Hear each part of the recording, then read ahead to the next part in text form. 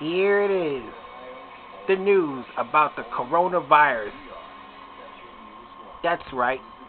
The news about the coronavirus.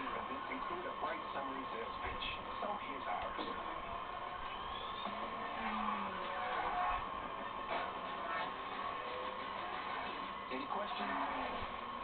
The Acura Summer of Performance is in. Our deals are ready, and with online options available, you can shop our best offers any way you choose. Don't miss it. This summer, visit your Acura dealer today for attractive offers on the Acura RDX. Don't miss this event going on now. Persons with disabilities can get the information they need on COVID-19. Information in American Sign Language can be found at Communication Service for the Deaf at csd.org/coronavirus or by video phone at 1-833-682-7630 or visit the Centers for Disease Control and Prevention at cdc.gov. Persons with disabilities can find accessibility options for Spectrum products at spectrum.net/page/accessibility. Now that some emergency measures put in place to deal with the coronavirus pandemic are starting to expire, eviction cases are surging again across Ohio. A 90-day moratorium had been placed on eviction hearings across the state, but that has expired as of June 1st. Numbers suggest landlords continue to file eviction cases, and an estimated 503,000 Ohioans could not pay their rent in June. The U.S. Census Bureau says an additional 660,000 people were not sure if they would make their July rent. Governor DeWine last Thursday announced a $15 million grant to support homelessness prevention and to help people secure housing. This year's federal and state income taxes are due this week. You do have until this Wednesday to file your taxes to the IRS. It was, of course, postponed due to the pandemic. If you're filing, you might want to do so online. There's a huge backlog of paper tax returns because so many IRS employees have been working from home. That means taxpayers who already filed a paper return may be waiting a while for a refund. Taxpayers can also request an extension to October 15th, but you'll still need to submit an extension form by Wednesday. An alternative approach for justice, how a group right here in Ohio is honoring the life of Elijah McClain through music. But first, Ashley is in the Weather Center. Isolated chances for rain today, but we'll bump up our rain chances significantly by Thursday. I'll let you know if those showers still linger into the weekend. Coming up in your next Weather on the One.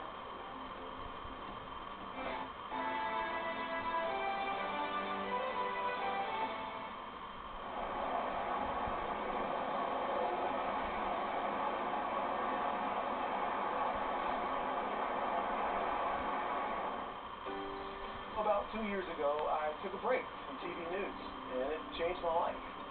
Prior to that time, I've always been a good father, but I rarely got the chance to be a good dad. It gave me a chance to think about the things that not only matter to me, but to everybody. It also gave me a better perspective on news. I spent a number of years in Cleveland and Cincinnati, and it's given me an opportunity to see every corner of the state. I want to empower our communities and redefine what a news channel can be. Every morning, the people of Ohio have the opportunity to wake up and start fresh. We want to be a different kind of news channel, putting storytelling and community first. Well, it feels humbling to be invited to our neighbors' homes and help them plan their day. Welcome to your morning news. I'm Sophia Constantine. Take a look at your weather on the One. We've got a large band of precipitation. Your morning news, weekday mornings on Spectrum News 1. Sunday mornings, take an in-depth look at your community. In Focus with Mike Kallmeyer, a half-hour show dedicated to the important issues, driven to bring decision-makers together, and committed to elevating discussion and debate. Your community, your state, your show. In Focus with Mike Kallmeyer, Sunday mornings at 10:30 on Spectrum News 1, exclusively on Spectrum. Maybe I'll run for president, maybe I won't, but I will tell you that I'm not going to go away. I don't think Michigan can become the Michigan of old. We're probably the first professional sports team in the world that was built by the fans. We're the biggest ice cream shipper in the nation, setting the standard for American ice cream. I get to live my dream. I mean, what could I ask for? Conversations Sunday and Tuesday night at 9 on Spectrum News 1, exclusively on Spectrum.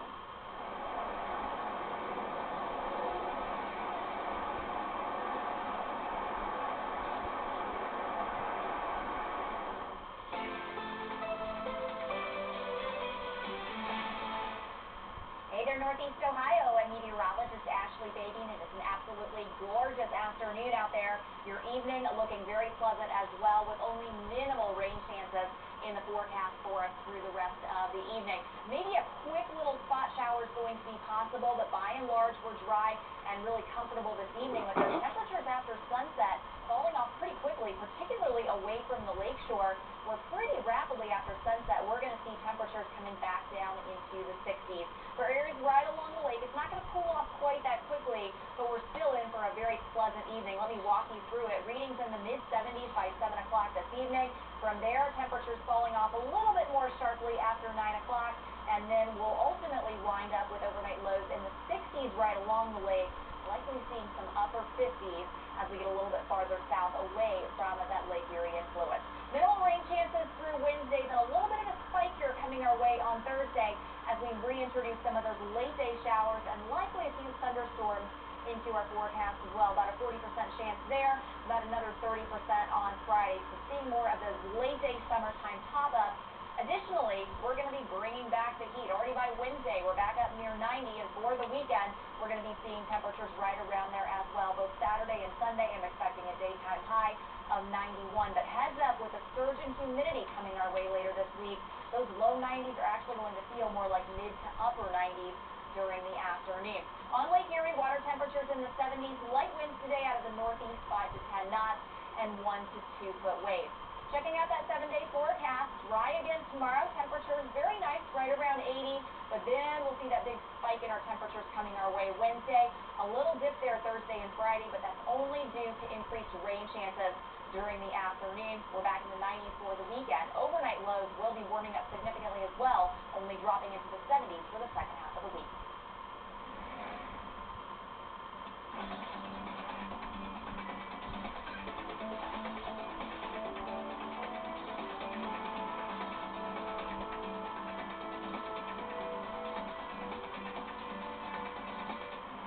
For more than a month, people have filled the streets, some marching peacefully, others violently, to protest police brutality. But in Cincinnati, one group is taking another approach. As our Camry Nelson shows us, they're turning to music to honor one of the victims who was killed by police.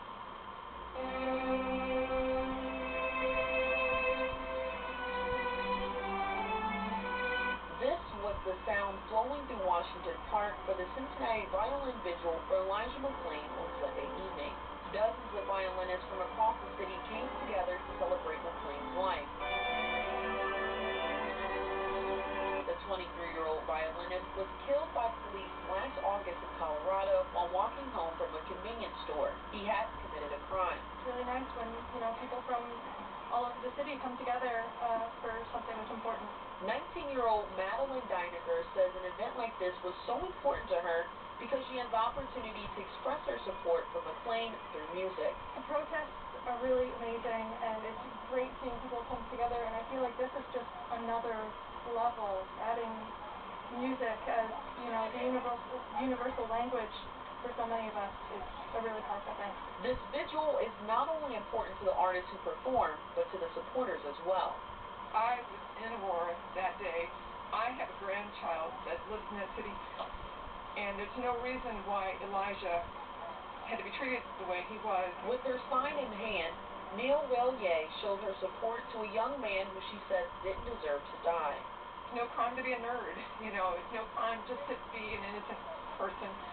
And when I learned that there's going to be a vigil here tonight, I was determined to come. Through this visual, Relier says she hopes to see real change happen for those who died from police brutality. I'm hoping that justice is sought, that officers are either resigned or been fired. Now, they need to be prosecuted and convicted. But there most of all needs to be change in the way officers interact with the public. This vigil was one of more than a dozen others to take place across the country to honor McClain's life. For Spectrum News, Camry Nelson. Tackling wealth disparity these, we take a look at the trends which have plagued African Americans for generations and how experts are trying to tighten the gap. But first, we continue to hear from activists, leaders, and community members about what's brought them to action and how addressing racial discrimination is so important to create a better world for everyone. Here's today's Voices for Change.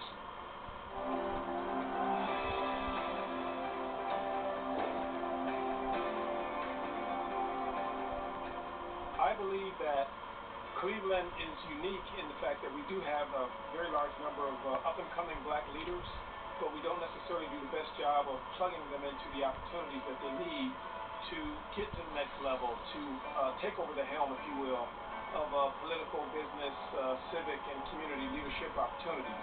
I've learned in my travels as an African-American male, not everyone wants to walk in my shoes, and rather they want to point fingers or make assumptions. And of course, assumptions about black men is one of the biggest problems that we're having in America right now. It's why there's always this quick transition to violence and aggression when men of color are stopped for a routine traffic stop. So we just have to change the way we think about black men and the way we communicate to black people and people of color in general. And if we can do that, I really believe we'll be much, much further down the road in a much better country. You start to understand things like what Jim Crow meant and how Jim Crow laws kept my grandparents from being their full selves and reaching their full capability. How redlining, to a great extent, limited the opportunities of where my family could live and work and do business, open a business, etc. How limited education opportunities in urban core settings because of disinvestment or underinvestment affects the impact of one's ability to not just graduate from high school, but successfully matriculate at an institution of higher learning. If companies are serious about addressing what's happened in America, I think they really need to begin to establish report cards, some type of accountability to be able to look back a year from now to say, we were here when we made that or offered that statement, and a year later we can certainly point to progress because X number of individuals have been promoted, X number of individuals have been hired, X number of individuals have been invested in one way or another. It can't just be words. It has to be actions and deeds.